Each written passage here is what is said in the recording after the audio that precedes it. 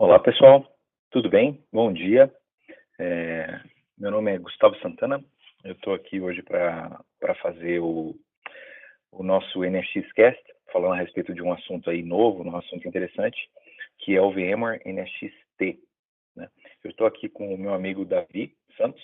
Ele vai nos ajudar aqui na parte de perguntas e respostas. Então, eu já peço de maneira antecipada aí para vocês. Se vocês tiverem alguma pergunta em qualquer momento da apresentação, fiquem à vontade, ponham a pergunta de vocês no campo Q&A, aí da nossa sessão do webinar, que o Davi vai ou responder, ou ele vai comentar aqui comigo via voz, para eu responder para vocês durante a apresentação. Legal? Bom, para começar, o que seria o NXT, né? O T, ele, dentro da VMware, foi o nome do projeto dessa plataforma de rede de segurança. O T, ele veio aí de Transformers, né? A linha de brinquedos, o desenho animado e agora os filmes, né? A ideia justamente é uma versão do NX que possibilita a integração de, além do VMware, outras plataformas de computação, né?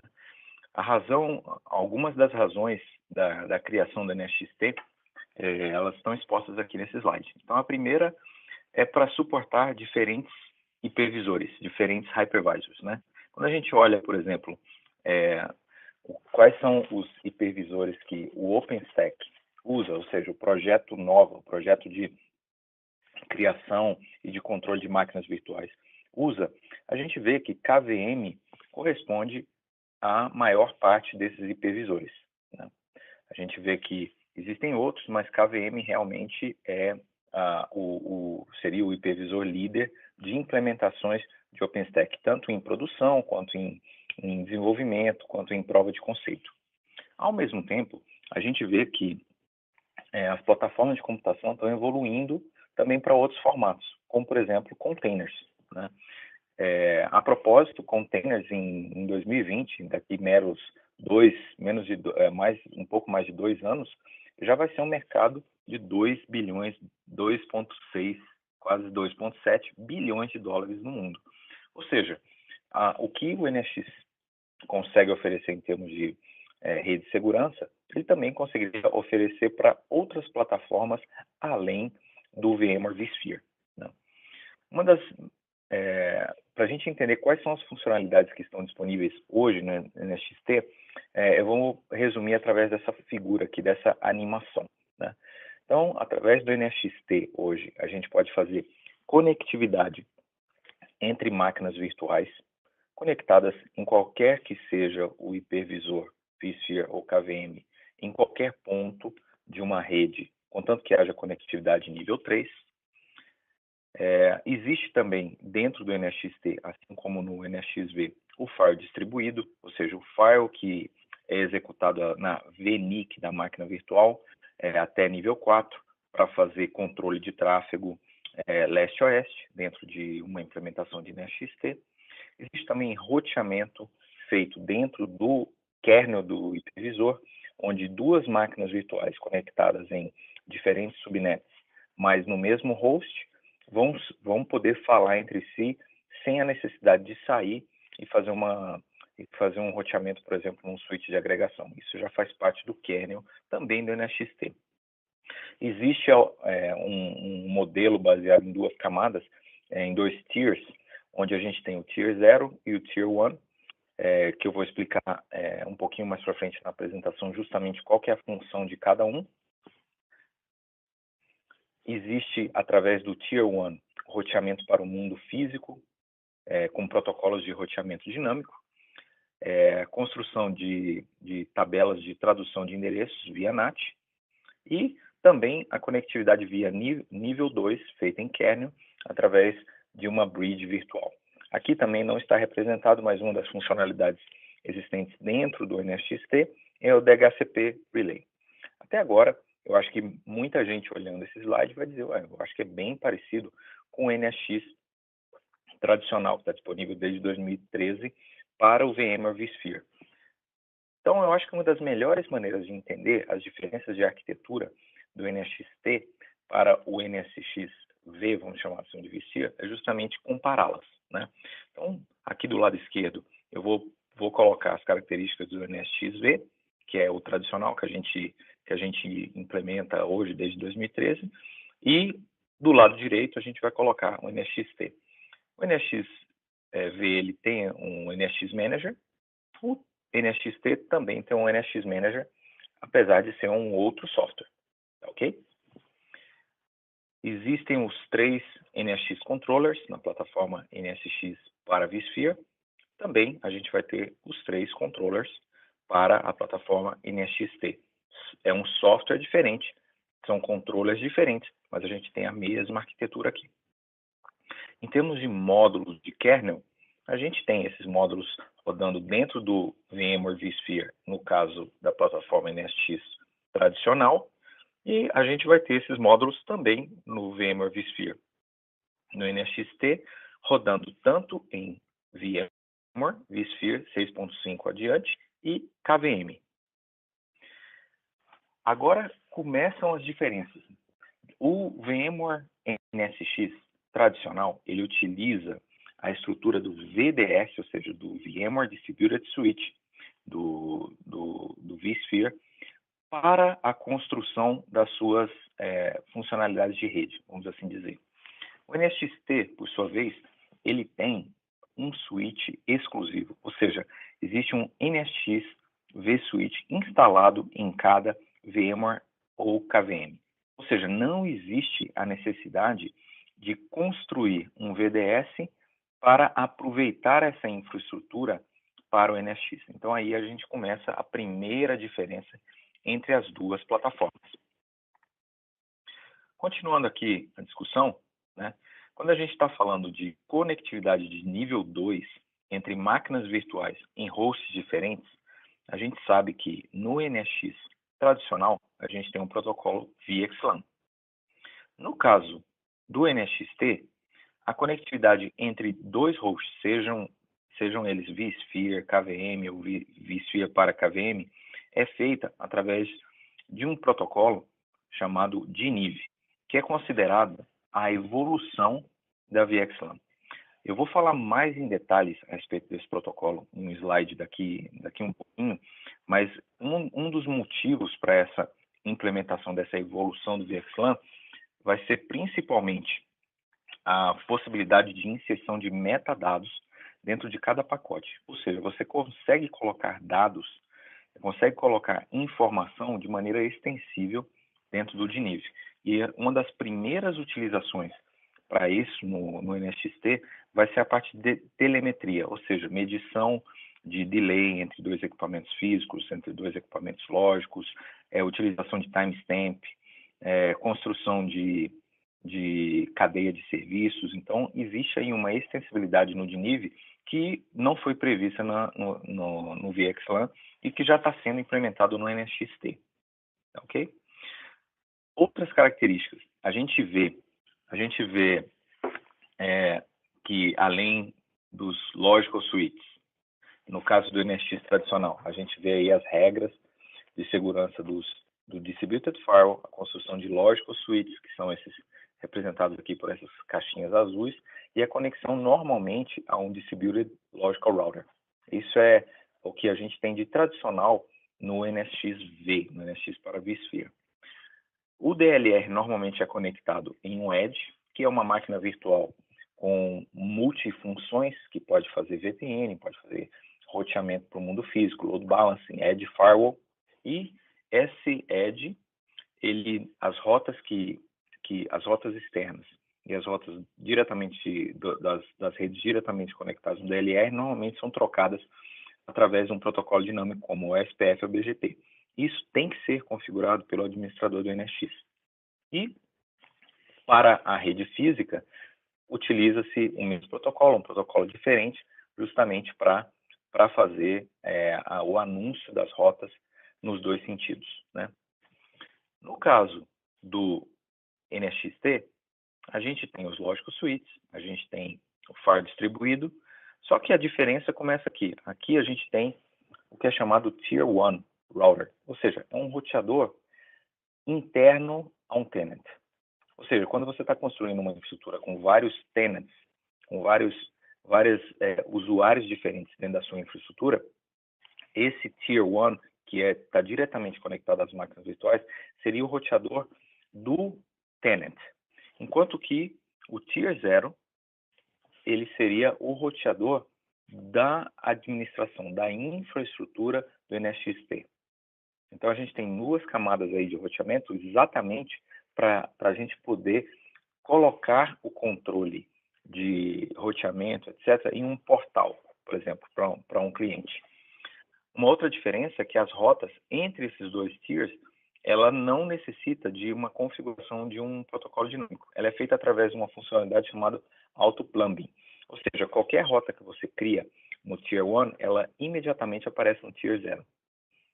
Então, a ideia é que a parte de conectividade se torne mais simples, se torne mais automatizada aí. E uma outra diferença, conforme pedido de vários usuários, o protocolo de roteamento para o mundo externo, ele é o BGP, no caso o eBGP. Tá ok? Essa que seria algumas das diferenças aí da arquitetura do NSXT. Os módulos, eles estão no kernel do vSphere, no caso do NSXV, e é uma máquina virtual que está fazendo a função de edge. No caso do NSXT, estão aqui os módulos em cada um os módulos em um host, e observem que tanto o Tier 1 quanto o Tier 0, eles podem ser implementados via kernel. Ou seja, esses módulos de roteamento, eles podem ser implementados dentro do kernel do host. A única diferença é que existe um conceito chamado de Edge Node. Ou seja, são servidores exclusivos para fazer papel, por exemplo, de um serviço centralizado. Se a gente implementa algum serviço stateful, tanto no Tier 1 quanto no Tier 0, esses elementos eles são automaticamente migrados para esses edge nodes, para esses hosts que estão, vamos dizer, separados, exclusivos para realizar essa função. Um exemplo de funcionalidade de stateful, o NAT, por exemplo. Então, se eu configuro um NAT no T1 ou no T0, esses serviços são migrados para esses edge nodes. E uma outra diferença que a gente tem é que um edge node ele pode ser implementado via máquina virtual ou via máquina física.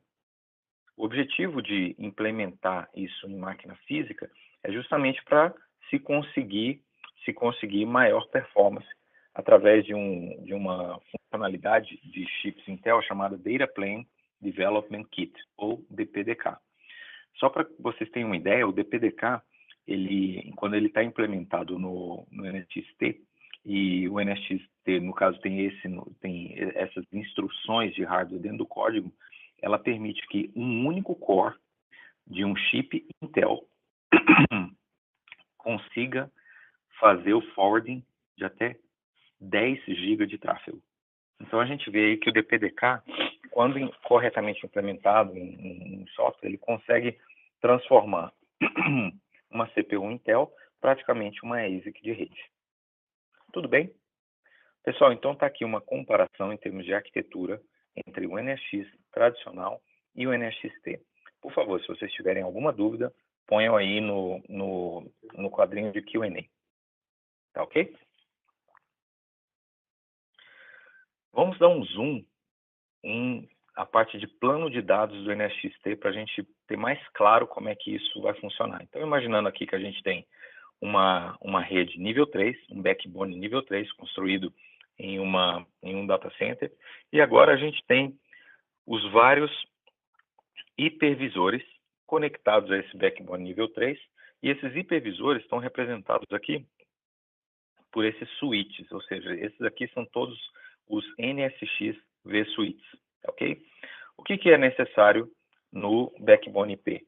É transporte IP e simplicidade, né? A gente está falando aí de basicamente roteamento IP unicast e um MTU recomendado para o NSXT de 2.000 bytes, justamente porque a gente tem a possibilidade de colocar mais metadados de cada pacote aí de encapsulamento do NSXT. Imagine, por exemplo, e aqui na rede virtual, né, no NSX vSwitch, a gente vai ter a classificação, encapsulamento e o fornecimento de serviços, né? Imagine aí que eu tenho uma máquina virtual aqui representada por esse amarelo e ela quer falar em nível 2 com essa outra máquina virtual que está em amarelo, ou seja, elas estão conectadas no mesmo logical switch. Em termos de plano de dados, o que vai acontecer? Esse frame Ethernet ele vai ser absorvido pelo switch NSX e um túnel dinâmico, ou seja, ele vai ser encapsulado para ser levado via nível 3 até o outro hipervisor. A ideia é que eu posso ter conectividade nível 2 entre quaisquer VMs dentro desse ambiente aqui, né? Dando um zoom nesse pacote, a gente vê que é basicamente um pacote de NIV. DNIV significa Generic Network Virtualization Encapsulation. Se a gente comparar o DNIV com o VXLAN, a gente vai ver que existe uma similaridade muito grande no header do DNIV, né? A gente tem a identificação de uma Virtual Network também com 24 bits, dando aí possibilidade de mais de 16 milhões de redes diferentes, redes virtuais diferentes. A diferença principal do DNIV está aqui, no campo de opções. E esse campo ele pode ser repetido várias vezes. Ou seja, pode ser inserido aqui uma quantidade muito grande de dados, como timestamp, como hope, todos os hopes definidos, ou como os serviços que aquele pacote tem que passar primeiro, tem que passar por um firewall, tem que passar por um load balancer. Então, é um protocolo muito mais extensível, né? Ele é fruto aí da união dos esforços, tanto da VMware, que estava junto vamos dizer assim, do grupo de VXLAN, com a Microsoft, que estava dentro do grupo lá do NVGRE, juntos com a Intel. Então, a ideia é realmente fazer um protocolo que seja extensível e que não tenha muita dependência de control plane. A RFC o draft, quer dizer, do DNIV, está focado em encapsulamento e não em control plane. O plano de controle fica como opção dos fabricantes. Essas seriam as diferenças com o VXLAN. Muita gente já me perguntou, mas o DNIV ele já está maduro? Bom, o DNIV ele foi lançado em 2014 e hoje vários fabricantes já implementam esse protocolo, né? Só para vocês terem uma ideia aí, o OpenVSwitch, o Linux, o iShark, ele já tem o reconhecimento desses pacotes. Várias placas de rede, como eu estou mostrando aí à direita, já fazem aceleração de DNIV. E assim como ASICs da Broadcom, da Cavium, da Mellanox, já também implementam esse protocolo em hardware. Esse aí vamos dizer assim, é uma lista de 2015. Com certeza ela já está muito maior hoje, né? Quaisquer dúvidas, por favor, coloquem aí para o Davi nos ajudar, tá? Vamos continuar aqui na parte de plano de dados para entender como é que funciona a comunicação de uma máquina virtual com o mundo físico, né, com o nível 3 aí. Então, imagina, aqui a gente tem uma implementação e agora a gente tem conectado aqui 2 edge nodes, fazendo o papel de conexão com a rede externa, né? Provavelmente fazendo um NAT aí nesse caso com o mundo externo. Então, se a gente tem uma máquina virtual que quer falar com o mundo externo, ou com um firewall físico, por exemplo, o que a gente tem é a formação de um túnel de NIV, a entrega desse pacote via nível 2 para o Edge Node, e depois o Edge Node vai rotear esse pacote sem DNIV para o mundo externo, como, por exemplo, para um firewall. A mesma coisa vai ser feita como é necessário, quando for necessária a conectividade com um servidor físico. Tudo bem? Então, o roteamento com o mundo externo vai ser feito através desse cluster de edges aqui. Se a gente pensar em termos de escalabilidade, é possível ter até 8 edge nodes no mesmo cluster. Pensando em termos de edge node físico em bare metal, cada EdgeNode está previsto a fornecer com até 40 GB. Ou seja, a gente pode ter aí de tráfego norte-sul até 320 GB em uma implementação de NSXT. Então, realmente é uma plataforma cuja performance é considerável, até mesmo para conectividade com o mundo físico. E se eu precisar de conectividade em nível 2? Ou seja, eu gostaria que uma máquina virtual conectada a um Logical Switch do NSXT tenha uma comunicação com uma máquina física, por exemplo, conectada a uma VLAN, ou um appliance conectado a uma VLAN.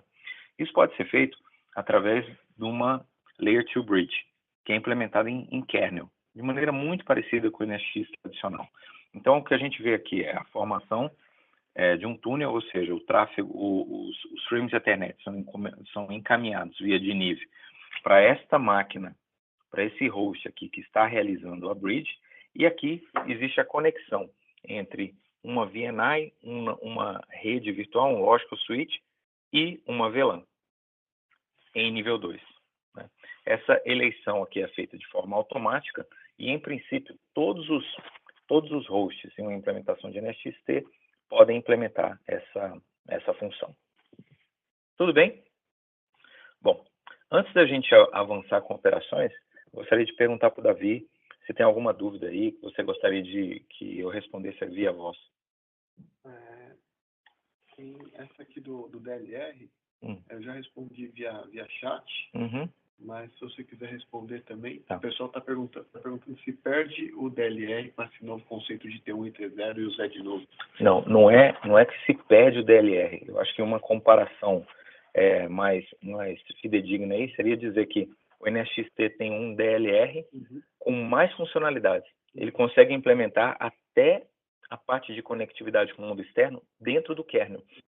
Eu diria que o NSXT ele tem um DLR ainda mais flexível que o NSX tradicional. Legal. Tranquilo? Obrigado. Obrigado, Davi. Bom, legal. Em termos de operações, ou seja, de dia 2, de monitoração, o que a gente tem no NSXT? Primeiro, ele já vem com um pacote para o VMware Log Insight, ou seja, existe o Log Insight, o VRLI, ele consegue absorver também os logs do NSXT e você consegue fazer buscas bem interessantes de log do NSXT.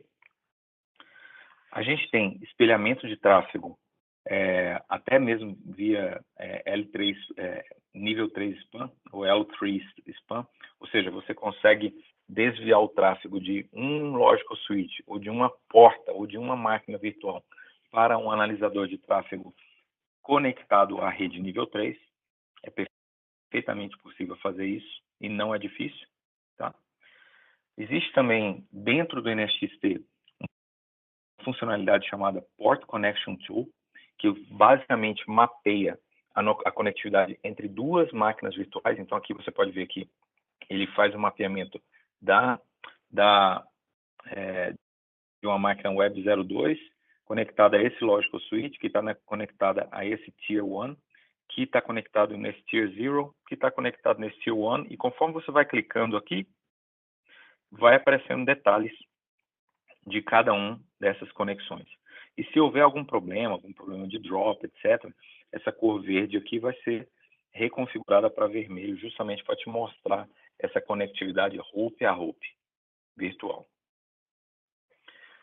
Existe também dentro do NSXT a funcionalidade de TraceFlow, que basicamente possibilita a injeção de tráfego, ou seja, você vai eleger uma máquina virtual e o NSXT, mesmo que aquela máquina virtual esteja desligada, rodando dentro do vSphere ou dentro do KVM, você vai poder injetar tráfego de uma VNIC até uma outra VNIC ou endereço IP.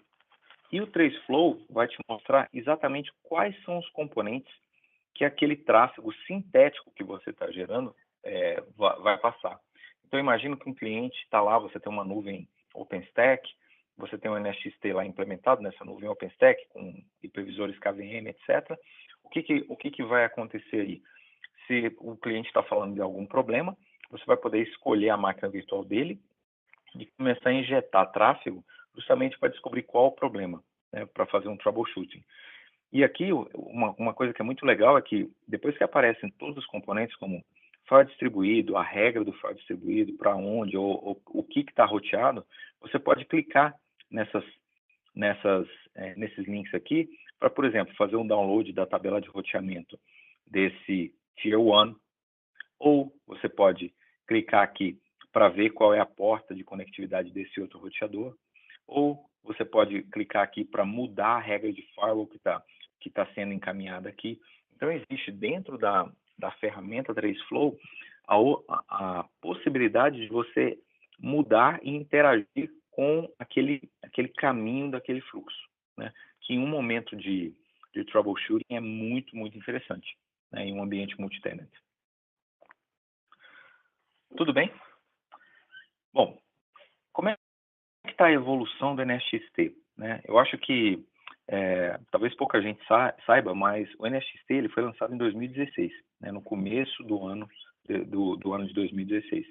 E no ano passado ele teve aí duas versões, a versão 1.0 e a versão 1.1, cujo foco está representado aqui no slide, ou seja, é suportar diferentes hipervisores, vSphere e KVM, e principalmente focado em nuvens OpenStack com uso de KVM. Eu não sei se todo mundo sabe disso, que está aqui no webinar, mas o NSXV, o NSX tradicional, ele suporta OpenStack também, né? A única diferença é que ele estava disponível somente para vSphere. Então, nuvens OpenStack baseadas em vSphere, elas poderiam ter o NSX tradicional implementado. O NSXT ele possibilita a mesma coisa, só que agora, né, desde o ano passado, para hipervisores KVM. E ele também foi pensado para ambientes multitenant, ou seja, para projetos de virtualização de rede em ambientes multitenant, né?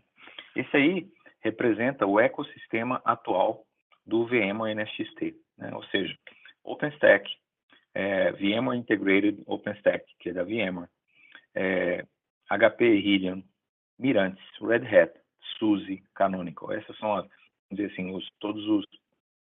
distribuições de OpenStack que são compatíveis com o NSXT.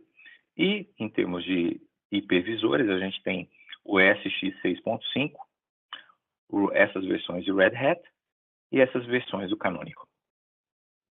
Tudo bem? Do Ubuntu aí 14.04, 16.04. Então, em um resumo, esse aqui seria o ecossistema do NSXT. A jornada do NSXT, ela continuou agora com a versão 2.0, que foi lançada no VMworld há mais ou menos mais ou menos 2 meses, né, ali em Las Vegas. O que foi colocado aí? A parte de microsegmentação teve uma evolução significativa com a possibilidade de você fazer regras com grupos dinâmicos baseado em nome de máquina virtual, baseado em tags, né? O suporte a containers e a execução do NSXT em nuvem pública, né? Vamos falar um pouquinho mais a respeito das duas últimas evoluções aí, né? Quando a gente está falando de containers, a gente tem algo um pouquinho diferente do que quando a gente tem máquinas virtuais, né? O NSXT ele consegue inserir regras de firewall, stateful, ou regras de microsegmentação na VNIC das máquinas virtuais. Ou seja, eu consigo colocar regras aqui na VNIC de uma máquina virtual rodando no vSphere ou na VNIC de uma máquina virtual rodando em KVM. No entanto, quando a gente está implementando containers, Docker ou Kubernetes, né, dentro de uma máquina virtual, este firewall virtual aqui, do NSX, ele não consegue ter visibilidade sobre o tráfego intra-VM. Ou seja, se um container é comprometido, é invadido por um hacker, por exemplo, esse container, em princípio, teria livre acesso aos outros containers que estão rodando aqui dentro da máquina virtual. O que o NSXT 2.0 incluiu agora é a possibilidade de se ter firewalls agora nas interfaces dos containers aqui. Ou seja, projetos de nuvem de desenvolvimento baseado em Kubernetes agora, elas podem ter funcionalidades de Distributed Firewall por container. Isso que foi lançado agora no VMworld. Conectividade também de via de NIV entre containers diferentes. Então, instalados em máquinas virtuais diferentes. Então, é só para vocês terem uma ideia de onde o NSXT está chegando. A gente saiu somente das máquinas virtuais e agora a gente está entrando no tráfego interno às máquinas virtuais aí, o tráfego micro, entre aspas, vamos dizer. Para entender a outra parte, né, a outra evolução do NSXT, a gente pode imaginar aí o desafio que existe quando um administrador de nuvem está fazendo administração de Virtual Private Clouds da Amazon, né?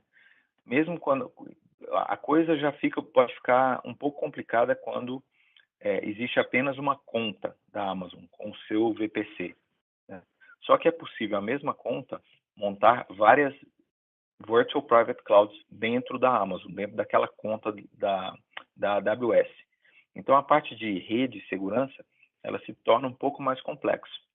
No caso de empresas que têm várias contas, isso se multiplica, né? Então, imagine, por exemplo, que tem uma empresa que tem várias áreas, tem uma área de desenvolvimento, mas cada desenvolvedor tem a sua conta da Amazon e tem os seus VPCs ali dentro. Fica muito difícil para esse administrador de cloud fazer o controle de segurança de um ambiente assim tão dinâmico, né? A ideia também no VMworld foi lançado o NSX Cloud, né? Que é baseado no NSXT. A ideia é que o NSX Cloud ele consiga gerenciar várias contas e vários VPCs, né? Ele vai conseguir consolidar, agregar o gerenciamento dessa multitude aí, dessa quantidade de diferentes recursos hoje na Amazon, né? Então, através do NSX Cloud, o NSXT ele consegue implementar uma única regra de segurança para vários VPCs diferentes, para várias nuvens diferentes, né? Hoje a gente tem o NSX Cloud disponível para Amazon e a gente já, durante o VMworld, foi mostrado uma demo, né, para o Microsoft Azure. Então, no futuro próximo aí, a gente visualiza a Azure também como uma das opções de nuvem pública para o NSX Cloud, né? Então, a ideia é o quê? Se tem uma única política de segurança para todos esses objetos de nuvem, através de grupos de segurança dinâmicos, baseado em máquina virtual, baseado em tags, para justamente facilitar o controle de tráfego interno e externo em cada um desses ambientes, e que seja também independente das definições de segurança de cada nuvem, ou seja, é realmente a ideia de se estender as políticas de segurança do que existe hoje no mundo vSphere, que no ano passado se estendeu para o mundo KVM e agora está se estendendo para containers e está se estendendo para a nuvem pública aí, né? Aqui a gente está falando uma brincadeira, né? Até celebrando um pouco a nova série aí do Star Trek, que o NSX ele está indo tanto para o mundo micro quanto para o mundo macro, né? Indo aí bravamente onde nenhum switch jamais esteve, né? Essa aqui é a extensão da evolução do NSX. Tudo bem? Então, em resumo, né, quais são os casos de uso do NSXT? A gente está falando de nuvem de desenvolvimento baseados em OpenStack, ambientes multi-hypervisors e multi-tenant, microsegmentação para esses ambientes, ou seja, construção de regras lógicas, regras por máquina virtual em cima desses ambientes, né? Continuidade de negócio, quando a gente está falando de migração para a Amazon ou conexão de aplicações que estão lá na Amazon, e agora ambientes com containers, Kubernetes, e também a integração de outras plataformas como OpenShift e Pivotal Cloud Foundry, que é uma outra coisa que a gente vai ver com mais detalhe no futuro, né? Uma das perguntas muito usuais, eu não sei se isso já apareceu agora, então quer dizer que o NSXT é uma licença diferente? Não. Na realidade, os nossos clientes eles vão adquirir, hoje mesmo, já estava lendo isso há um tempo, eles adquirem a licença NSX. Então eles podem decidir se eles vão implementar o NSX-V ou o NSX-T. Isso de host para host. Então imagina que você adquiriu 100 licenças de NSX-T. Você pode usar 100 licenças de NSX. pode usar 50 licenças como NSXV e 50 como NSXT. Mais para frente você pode migrar. Então a ideia é o quê? Existe a aquisição de uma só licença e você vai poder escolher qualquer uma das plataformas e inclusive de modo misto dentro da tua implementação. É isso que a gente está vendo aí nos clientes que estão adquirindo o NSX e implementando o NSXT. Bom, era basicamente o conteúdo que eu tinha para explicar para vocês. Eu acho que vale a pena, se vocês tiverem alguma dúvida, aí colocar no Q&A. E eu vou pedir para o Davi, por favor, me mostrar, ler para mim aí o que a gente tem de dúvida aí. Né? Bom, Gustavo, tem um rapaz que me queria uma explicação mais específica de como que funciona o roteamento distribuído do NSXT, né? Uhum. E como que seria a comparação disso com o NSX normal, com o DLR? Tá bom. Tá. Então a pergunta, de quem foi essa pergunta? A pergunta foi do Marcelo Henrique Rocha. Tá bom. Então eu vou mostrar, vamos discutir essa pergunta através de uma figura aqui no início da apresentação. Acho que vai ser mais útil. Né? Então, eu vou avançar aqui. Então aqui a gente tem o Tier 1, que pertence a um tenant, o Tier 0, cuja responsabilidade é a conexão com o mundo físico e também a conexão entre dois Tier 1s diferentes. Aqui, tá vendo? A gente tem um outro tenant. Imagina que esse aqui é um tenant que tem essas 3 máquinas virtuais e esse aqui é um tenant que tem apenas uma máquina virtual. Então, o tráfego entre a VMC e a VMD, ela vai pegar esse logical switch laranja, vai chegar até o Tier 1, que está sendo executado em kernel, como se fosse o DLR, vai até o Tier 0, que se não houver nenhuma configuração de NAT, ele também está sendo executado em kernel, e até o Tier 1 e até a VMD. Então, como vocês podem ver, é simplesmente uma distribuição de funções de roteamento. Isso tudo pode ser executado dentro do mesmo host. Se a VMC estiver no mesmo host que a VMD, todas essas funções de roteamento elas vão ser feitas em kernel dentro do host. Tudo bem? É como se fosse uma evolução do DLR. Aí você fala, mas por que uma evolução? Porque agora o próprio usuário, o próprio tenant, pode controlar este roteador. Esse tenant configura esse roteador, esse tenant configura esse roteador e aqui é o administrador. Então existe uma flexibilidade em termos de configuração que pode ser exposta no portal de serviços. Essa que seria a diferença. Agora, em termos de funcionalidade, em termos de o que está acontecendo no plano de dados, isso tudo aqui pode ser executado via kernel, como no DLR. Então, seria um DLR um pouco mais extensível. Tudo bem? Absorvendo funções até que hoje são realizadas no Edge do NSX tradicional. Tudo bem, Marcelo? Respondi a tua pergunta? Ficou mais claro? Perfeito. Sim? Perfeito. Legal. Tem mais alguma pergunta aí, Davi? O Luciano, ele queria ver de novo a comparação entre o V e o T, se tem alguma tabela. Eu acho que a tabela hoje ainda não existe, mas acho que é interessante a gente falar do caso, por exemplo, o cliente tem uma licença de NSX V Standard. E, por exemplo, quais funcionalidades que ele vai ter no NSX-T Standard. Tá. Acho que é interessante falar isso. Tá, ok. As licenças, vamos dizer assim, os modos de licença, NSX Standard e Advanced, eles ainda valem para as duas, né? Quando você compra uma licença, você compra uma licença de NSX e você vai decidir, NSX Standard, você vai decidir se você vai implementar o NSX-V ou o NSX-T. E você também vai comprar uma licença Advanced e você vai decidir se você vai implementar o NSX-V ou T. Qual que seria a diferença entre esses dois? É basicamente o file distribuído. Ou seja, se você adquirir uma licença NSX Advanced, você vai ter direito a usar o file distribuído nos dois. Tá?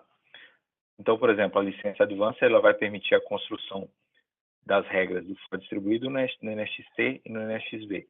Se você não quer usar o file distribuído, por algum motivo, aí você pode usar essas funcionalidades aqui. Elas são todas executadas na licença Standard do NSX. Tá? Eu diria que em termos de distribuição de funcionalidades por licença, seria isso aí. Tudo bem? É claro que ainda não existem algumas funcionalidades no NSX-T que são implementadas pelo Edge do NSX-V. Vou dar um exemplo para vocês. Load Balancing, por exemplo, está disponível hoje no NSX-V e ainda não está no T. Está prevista para o T. Outra coisa, VPN, nível 2 e nível 3, ainda só existe no NSX tradicional, não existe no NSX-T. Mas isso é uma questão aí de tempo. Né? Eu diria que o principal slide para a gente entender qual que é o posicionamento do NSX-T, ele está aqui mesmo. É justamente quais são os casos de uso. A gente normalmente tenta entender com o cliente qual que é, para onde você gostaria de usar o NSX no seu ambiente. Se a gente está falando de nuvem OpenStack, eu acho que o NSX-T passa a ser um bom candidato para isso. Aí a gente faz uma segunda pergunta. Você tem KVM? Caso o cliente diga não, talvez o NSX-V seja uma opção. Caso ele diga sim, eu tenho KVM, o NSX-T passa a ser essa melhor opção. Uma outra pergunta que a gente faz é, você tem algum projeto de PaaS, algum projeto de containers? Aí o NSX-T com certeza é a melhor escolha para esse ambiente. Lembrando que muitos clientes têm ambiente de produção com vSphere, onde ele pode usar simplesmente o NSX-V, e ambientes de desenvolvimento ali, OpenStack, com KVM, que ele poderia usar o NSX-T nesses hosts. Então é perfeitamente possível ter um caso aí, uma implementação com as duas plataformas. Tá ok? Legal. Tem uma pergunta aqui bem interessante do Júlio, que ele está perguntando, por exemplo, se ele faz um contrato via Cloud Provider. No Cloud Provider tem essas opções também de NSX? Contrato via Cloud Provider? Por exemplo, via a Amazon ou via, por exemplo, a SoftLayer. O que ele... Na realidade, eu acho que ele está se referindo ao NSX Cloud, nesse caso, certo? Acho que sim, né? Imaginando que você está se referindo pelo NSX Cloud, a configuração do NSX, ela é feita através de um portal chamado VMware Cloud Services, que ele está no cloud.vmware.com. Então, o que vai ser feito é, você vai inserir o nome e a senha da sua conta nesse portal e você vai fazer toda a gestão do NSX nesse portal e não na Amazon. Tudo bem? Então, é como se você fizesse esse contrato ali no portal da VMware. O portal da VMware vai funcionar como se fosse um broker. Né? Se a gente está falando de integrador VCAM ou VSPP, a gente sabe que existem projetos aí para justamente a integração desse portal do cloud.vmware.com a esses provedores. Tá? Essa que vai ser a ideia. É claro que quando a gente está falando de VCAM, ou seja, vCloud Air Network, a gente está falando de ambientes de nuvem muito mais flexíveis em termos de funcionalidades quando comparado com a Amazon, né? Então, esses ambientes, eles conseguem fazer serviços aí até muito mais sofisticados que o NSX Cloud, eu diria. Sim. Tudo bem? Legal. Vamos responder mais uma pergunta, Legal. Davi?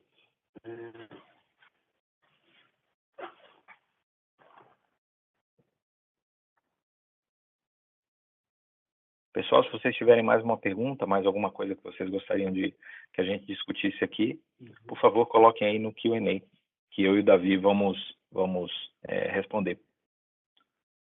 Se a gente souber, né? Claro.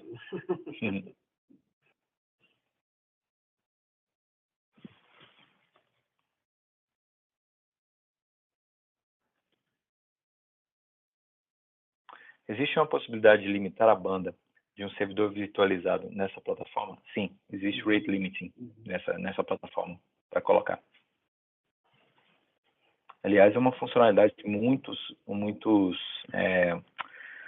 administradores de nuvem OpenStack buscavam, né, com o NSXT.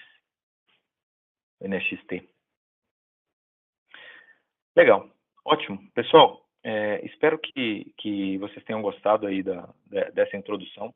A ideia foi justamente mostrar por que a VMware está investindo nessa nova plataforma NSX, que ela complementa o NSX com o NSXV, com outros casos de uso, com outros projetos, né?